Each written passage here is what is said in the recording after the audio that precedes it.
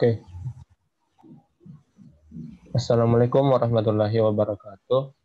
Kami dari kelompok 5 ingin mempresentasikan dari hasil pencaksilat NU Pagar Nusa. Adapun indikator yang dibahas: 1. Mendefinisikan pencaksilat NU Pagar Nusa. 2. Membedakan pencaksilat dengan jenis bela diri yang lain. 3. Menjelaskan nilai-nilai jati diri pencaksilat. Dan dilanjutkan dari Kak Asriani. Silakan. Oke, untuk definisi Pencaksilat NU Pagar Nusa, secara umum Pencaksilat merupakan metode bela diri untuk mempertahankan diri dari bahaya yang dapat mengancam kelangsungan hidup. Pencaksilat berasal dari dua kata, yaitu penca dan silat. Penca dapat diartikan sebagai gerak dasar bela diri yang terikat pada peraturan dan digunakan dalam belajar ataupun pertunjukan. Sedangkan kata silat mempunyai arti sebagai bela diri yang bersumber pada kerohanian untuk keselamatan diri. Pencaksilat ini merupakan bela diri hasil budaya manusia untuk membela, mempertahankan eksistensi dan integritasnya terhadap lingkungan atau alam sekitarnya untuk mencapai keselarasan hidup guna meningkatkan iman dan takwa kepada Tuhan Yang Maha Esa. Terdapat banyak aliran pencaksilat di Indonesia, salah satunya yaitu pencaksilat Pagar Nusa. Pencaksilat Pagar Nusa yakni bentuk dari beberapa badan otonom organisasi Islam Nahdlatul Ulama yang bergerak pada pengembangan seni bela diri. Sehingga nama lengkapnya ini menjadi Pencaksilat Nahdlatul Ulama Pagar Nusa. Sedangkan kata Pagar Nusa ini merupakan akronim dari Pagar NU dan bangsa. Pendirian Pagar Nusa bertujuan melatih santri menjadi pendakwa yang alim dan saleh, tetapi juga tangguh dan tahan uji. Pagar Nusa ini merupakan sebuah formula baru dari pelajaran keanuragaan dan kebatinan yang dahulu menjadi salah satu pelajaran penting untuk santri sekaligus mewadahi perguruan-perguruan silat di lingkungan NU. Kemudian untuk pembahasan selanjutnya akan dibahas oleh Mustaqim. Oke, saya akan melanjutkan. Perbedaan pencaksilat dengan jenis bela diri yang lain. Bela diri merupakan satu kesenian yang timbul sebagai satu cara seseorang untuk mempertahankan atau membela diri. Adapun perbedaan pencaksilat dan jenis bela diri yang lainnya itu: 1. Pencaksilat mengutamakan konsentrasi, sedangkan bela diri lainnya seperti karate mengandalkan kekuatan dan taekwondo memfokuskan dalam kecepatan. Dan pencaksilat mengutamakan konsentrasi supaya dapat menahan serangan dengan mengurangi risiko yang fatal, dan juga supaya menyerang dapat memukul dengan mutlak, tepat, dan tidak terelakkan. 2. Pencaksilat mencontoh gerak binatang.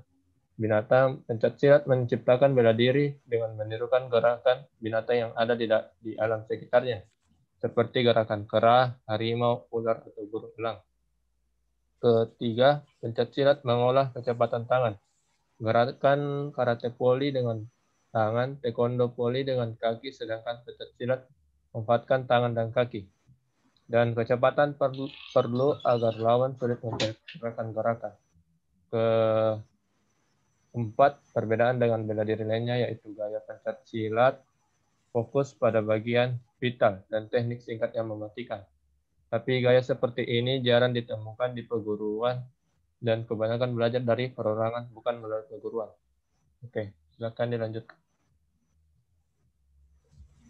Oke, untuk pembahasan yang ketiga yaitu nilai-nilai jati diri Pencaksilat. Pencaksilat sebagai seni bela diri dan bagian dari budaya Indonesia yang bernilai luhur.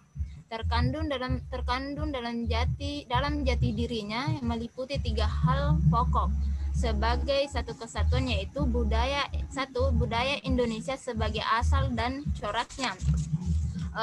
Yang kedua, falsafah budi pekerti luhur sebagai jiwa dan sumber motivasi penggunaannya. Yang ketiga, pembinaan mental spiritual atau budi pekerti bela diri, seni, dan olahraga sebagai aspek integral dari substansinya.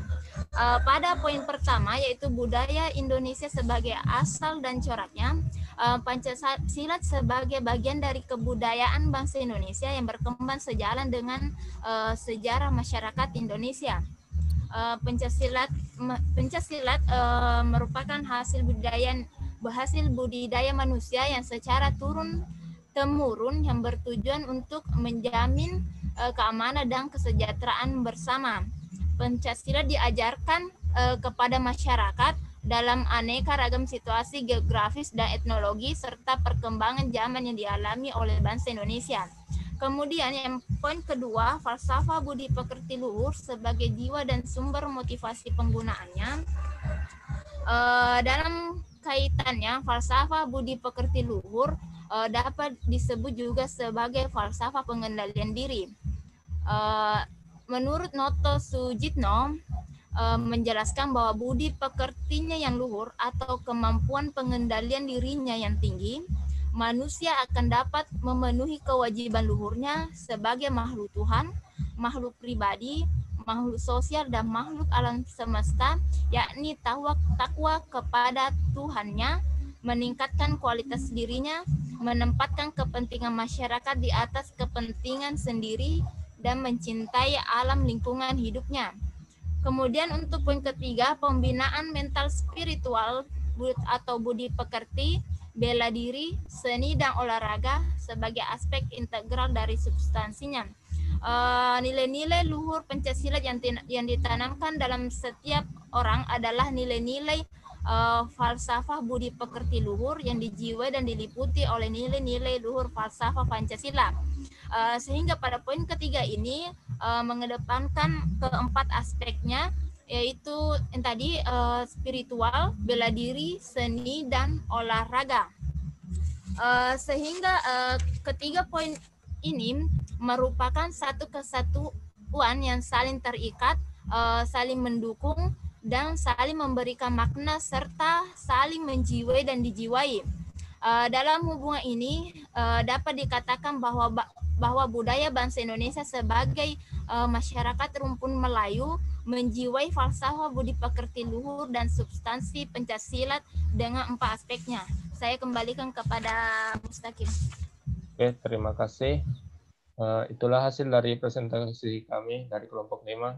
Jika ada yang ingin ditanyakan, silakan berkomentar di bawah. Oke, terima kasih atas waktunya. Assalamualaikum warahmatullahi wabarakatuh. Waalaikumsalam.